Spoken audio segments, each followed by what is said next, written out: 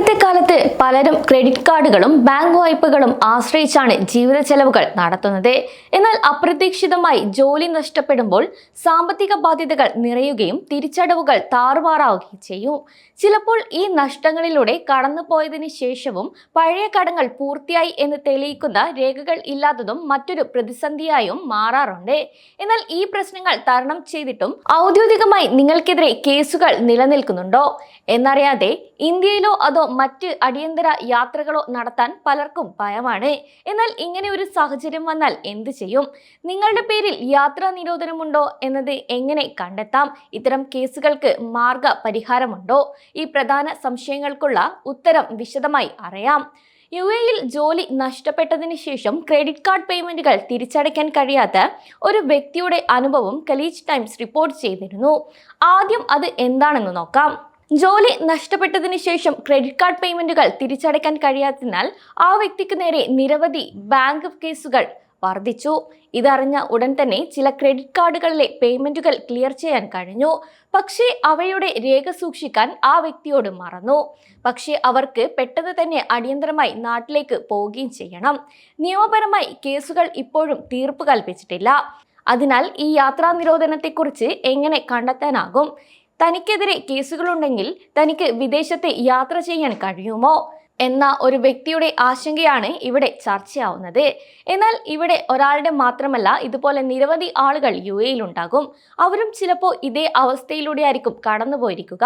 അതുകൊണ്ട് തന്നെ ഇത്തരം സംഭവങ്ങൾ വന്നാൽ യാത്രാ നിരോധനത്തെക്കുറിച്ച് എങ്ങനെ കണ്ടെത്താനാകും എന്നതിനെക്കുറിച്ച് അറിയാം. തുടർച്ചയായി 3 പ്രതിമാസ ബില്ലുകളോ 6 മാസത്തെ ബില്ലുകളോ അടയ്ക്കുന്നതിൽ പരാജയപ്പെടുന്ന ഒരു ക്രെഡിറ്റ് കാർഡ് ഉടമയെ ഡിഫോൾട്ടായി കണക്കാക്കും.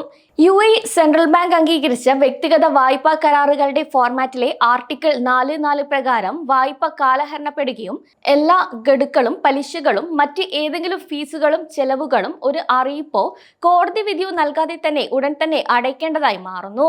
കൂടാതെ ഈ കരാർ അനുസരിച്ചോ നിയമപ്രകാരമോ ബാങ്കിന്റെ മറ്റ് അവകാശങ്ങൾക്ക് യാതൊരു മുൻവിധിയും ഉണ്ടാകില്ല എന്നതുകൂടി ശ്രദ്ധിക്കണം.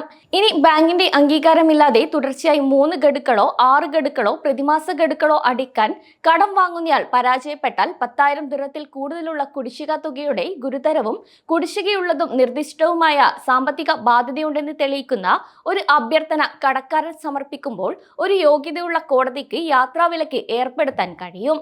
എന്നാൽ ഈ നിരോധനം പിന്നീട് ന്യായീകരിക്കാനാവാത്തതാണെന്ന് കണ്ടെത്തിയാൽ കടക്കാരന് ഉണ്ടാവുന്ന ഏതെങ്കിലും ദോഷം നികത്താൻ കടക്കാരനോട്, അതായത് കാർഡ് ഉടമയ്ക്ക് സാമ്പത്തിക ഗ്യാരണ്ടി നൽകാൻ കോടതി ആവശ്യപ്പെട്ടേക്കാം.